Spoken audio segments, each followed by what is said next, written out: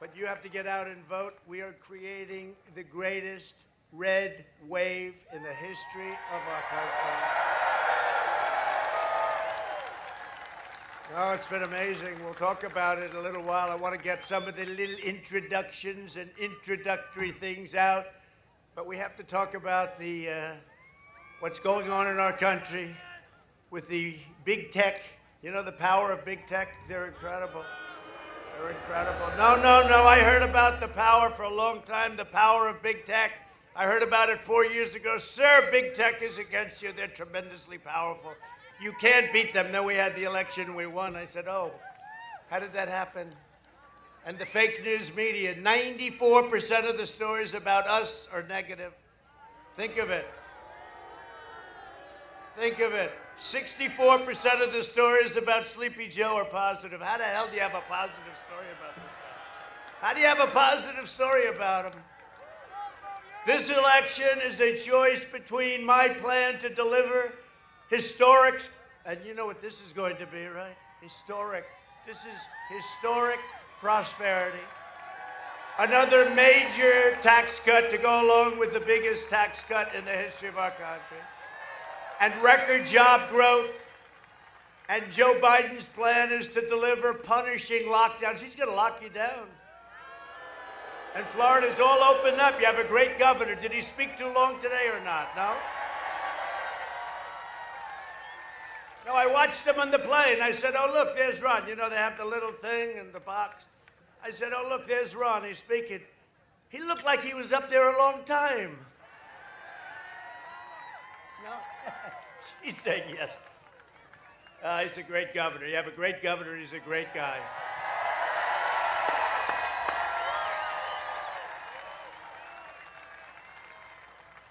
They want to give you massive tax hikes. It's the first time that I've ever seen. I've been with politics all my life, essentially. Only doing this for a few years on this side of it. But we've done well, haven't we, when you think? A senator came into my office and said, sir, an older guy, nice guy, total pro. Sir, I've been in 9 races and I've won 7 of them, sir, and I'm a United States senator. I said, Senator, I've been 1 race and I've won 1. Now we want to win 2, but I won 1. But it was the presidency. We took them all by surprise, didn't we? We took them by surprise. They're still trying to recover. And you will have a crippling depression, the likes of which you've never seen if Sleepy Joe becomes your president. And your 401ks, throw them out the window because you know what's going to happen. And you know our stock market has a big headwind. The headwind is if he wins, and we are doing great. Do you see the number today? 33.1 GDP, the biggest in the history of our country by almost triple, right? Almost triple. No, it's very much bigger than any GDP we've ever had. You have to go back to the 1950s, and then it's less than half. This is the greatest number, 33.1%. If you asked me 2 weeks ago, I would have said, I'll take 12%. 12% would have been very nice. Nobody ever heard of 12%. 33.1. And let me tell you what they're going to do. I never even thought of this one. They won't even talk about it. This is the biggest event in business in 50 years. Nobody's ever seen a number like this. This is bigger than any nation. No nation has a number like that. Other nations right now, look, we were compared to Europe. Germany is doing so well. France is doing so well. Everyone's doing so well. No, they're not doing well. And you take a look at what's going on, and we want the best for them. We're on their team. We want to work with them and everything else. But they're not doing well. They're spiking up big. They're shutting down. They're locking down. I disagree with that because we're never going to lock down again. We locked down. We understood the disease. And now we're open for business, and that's what it is. And that's what it is. This explosive economic growth is 4 times greater than what the experts expected. They expected a number that would be like 7%, 8%. But here's what's going to happen. You're going to go back home. You're going to say, that was incredible. Melania was unbelievable. The governor was incredible. I've never heard anybody speak like that. Trump was okay, too. Not bad. But we have no choice. We have to vote for Trump because it's between Trump and Sleepy Joe, and anybody beats Sleepy Joe. I could take a couple of these guys. They're friends of mine. They're not good people. They're better than Joe, I will tell you. Now, do you believe what I'm running against? I'm running against the worst candidate in the history of presidential politics. I don't care, win, lose, or draw. This is the worst candidate in the history. He shouldn't be there because Pocahontas kept going instead of getting out. Then it would have been against Bernie, which would have been fine too. You know what? You would have had a more energetic base if we had Bernie. That's one thing. Because I don't know if they have a base. Here's what's happened. He goes for a speech. They're showing you thousands and thousands. Look, as far as all the way back to that building, as far as the eye can see.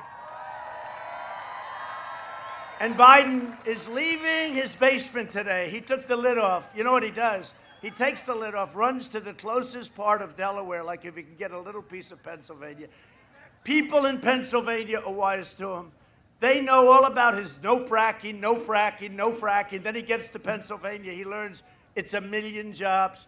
And by the way, Pennsylvania, they give us that you can fire up your factories. They give us the energy, and it's inexpensive energy. So he goes to Pennsylvania. All of a sudden he changes. Yes, I have nothing against fracking. And the press doesn't call him out on it, right? And they don't call him out on where's Hunter. They don't call him out, where's Hunter?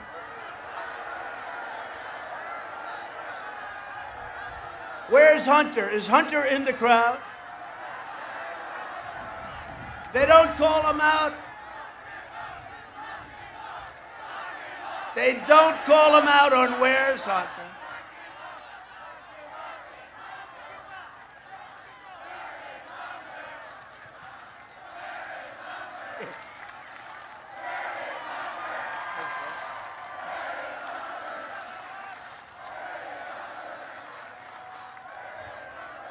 It's crazy. It's crazy. You know, some people said I get a call from all the experts, right? Guys that ran for president 6, 7, 8 times. Never got past the first round, but they're calling me up. Sir, you shouldn't be speaking about Hunter. You shouldn't be saying bad things about Biden because nobody cares. I disagree. You know, maybe that's why I'm here and they're not. But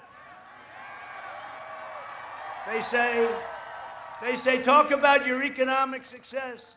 Talk about 33.1%, the greatest in history. Now, look, if I do, I mean, how many times can I say it? I'll say it 5 or 6 times during the speech, 33.1. But you look at that, and you look at Tucker Carlson, what he did the other night.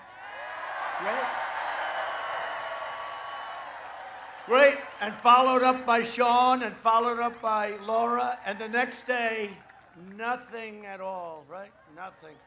Nothing in the New York Times.